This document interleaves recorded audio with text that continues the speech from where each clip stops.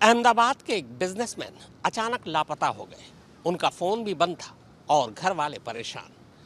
बाद में सीसीटीवी कैमरों की मदद से पुलिस बिजनेसमैन की मर्सिडीज कार का सुराग ढूंढ निकालती है, लेकिन जैसे ही कार की डिक्की खोली जाती है, अंदर बिजनेसमैन की लाश पड़ी थी।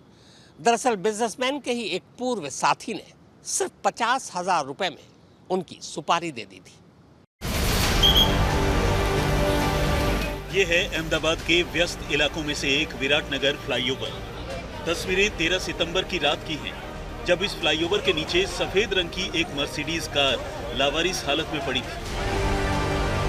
कार अहमदाबाद के एक जाने माने बिल्डर हिम्मत रोडानी की थी, जो दोपहर से ही रहस्यमयी तरीके से गायब थे और घर वाले पूरे शहर में उन्हें ढूंढ रहे थे। इसी सिलसिले में उनकी नजर इस कार पर पड़ी और कार में जो कुछ दिखा उसने हर किसी को दहला दिया।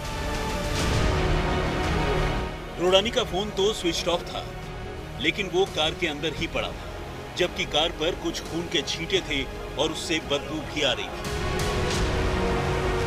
ऐसे में घर वालों ने पुलिस को इस कार के बारे में खबर दी और ओढ़ाव थाने की टीम मौके वारदात पर पहुंची।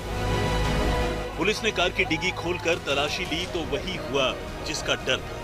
कार के अंदर बिल्डर हिम्मत रोडानी की खून से सनी लाश पड़ी थी, जिसे डिग्गी में ठूस दिया गया। लाश पर चाकुओं के कई निशान थे। पुलिस ने लाश को बरामद कर पोस्टमार्टम के लिए भिजवा दिया और इसी के साथ मामले की तफ्तीश शुरू कर दी।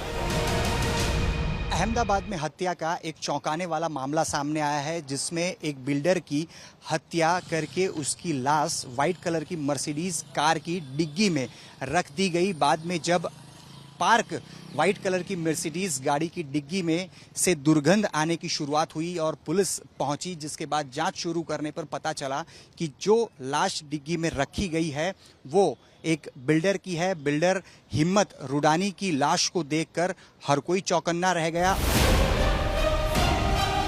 अब पुलिस ने ओढ़ाव के अलावा निकोल और रामोल समेत शहर के कई थानों और क्राइम यूनिट्स की एक टीम बनाकर तफ्तीश आगे बढ़ाई। विराटनगर के फ्लाईओवर के आसपास लगे सीसीटीवी कैमरों की जांच की गई। हालांकि एग्जैक्ट लोकेशन को कवर करने वाला कोई सीसीटीवी कैमरा तो नहीं था, लेकिन करीब 100 सीसीटीवी कैमरों की जांच करने के बाद पुलिस को इतना तो पता चल ही गया कि हिम्मत रोडानी की मर्सिडीज कार को दोपहर करीब 2 बजे के आसपास फ्लाईओवर के नीचे छोड़ा गया और कार को छोड़ने के बाद 3 संदिग्ध लोग एक बाइक पर सवार होकर भाग निकले। अब पुलिस ने बाइक को ट्रैक करना चालू किया। पुलिस ने बाइक के नंबर से पहले बाइक वाले का पता किया और फिर उसकी निशानदेही पर संदिग्ध कातिलों का नाम, पता और मोबाइल नंबर नोट किया। बाइक तेजी से राजस्थान की ओर बढ़ रही थी। जब अहमदाबाद पुलिस को एहसास हो गया कि बाइक उनके एरिया से बाहर निकल चुकी है, तो फिर अहमदाबाद पुलिस ने गुजरात राजस्थान बॉर्डर पर बनासकांठा पुलिस से कांटेक्ट किया। पता चला कि तीनों बाइक छोड़कर बस में सवार होकर राजस्थान के सिरोही की तरफ बढ़ रहे हैं। पुलिस पीछा करती रही और आखिरकार एक नाबालिग समेत 2 कातिलों को पुलिस ने धर दबोचा, जिनके नाम हैं राहुल राठौड़ और पप्पू मेघवाल। 13/9/2025 को ओढ़ाव पुलिस स्टेशन को इन्फॉर्मेशन मिलती है कि विराटनगर 4 रास्ता ब्रिज के नीचे एक कार में डेड बॉडी है। तात्कालिक पुलिस वहां पे पहुंचती है और अलग अलग टीम बनाकर अलग अलग दिशा में तपास करती है, जिससे 100 से ज़्यादा सीसीटीवी चेक करने के बाद ये मालूम होता है कि जो हत्यारे हैं वो दोपहर में कार पार्क करने के बाद बाइक से भाग रहे होते हैं। उस बाइक को ट्रेस करके उसका मालिक मिलते हैं और वो मालिक बताते हैं कि उन्होंने ये बाइक अपने मित्र जो राहुल है उनको और उनके 2 मित्रों को दी थी। बाद में उनके हम टेक्निकल सर्वेलेंस में रखते हैं और पता चलता है कि वो अमीरगढ़ बॉर्डर से राजस्थान की तरफ भाग रहे हैं।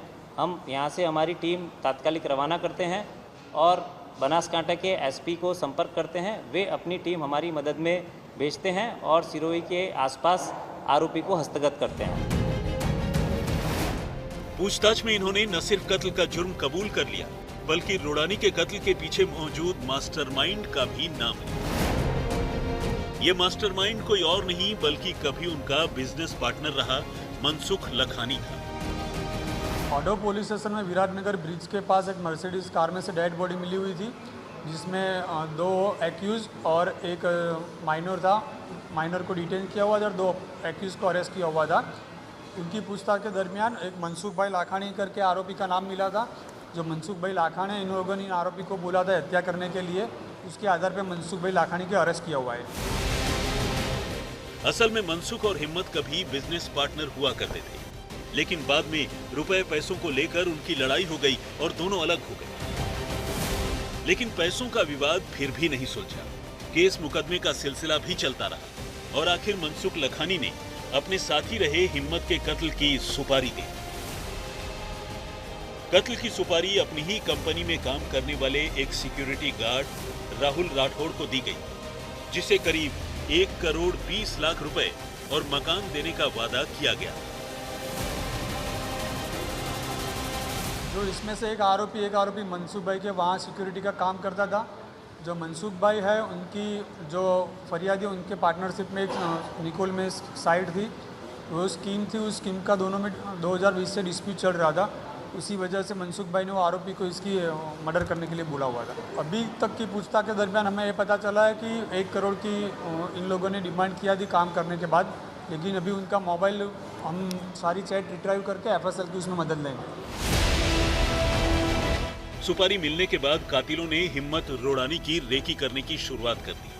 13 सितंबर को जब हिम्मत रोड़ानी निकोल इलाके में सरदार धाम नाम की एक संस्था में गए, तो वहां बेसमेंट की पार्किंग में कातिलों ने उन्हें घेर कर उन पर हमला कर दिया। उन पर चाकू बरसाए और लाश को उन्हीं की कार की डिग्गी में डालकर लाश समेत कार लेकर फरार हो गए। इनमें 2 कातिल कार में जबकि एक बाइक में उनके साथ चलता रहा। इस बीच तीनों ने सुपारी देने वाले मनसुख लखानी को भी कई बार फोन किया, लेकिन उसने फोन नहीं उठाया। तब आखिर में लाश समेत कार को विराटनगर फ्लाईओवर के नीचे छोड़कर कातिल बाइक पर ही राजस्थान के लिए निकल गए, लेकिन आखिरकार पकड़ लिए गए। ब्रिजेश दोषी के साथ अतुल तिवारी, अहमदाबाद, आज तक।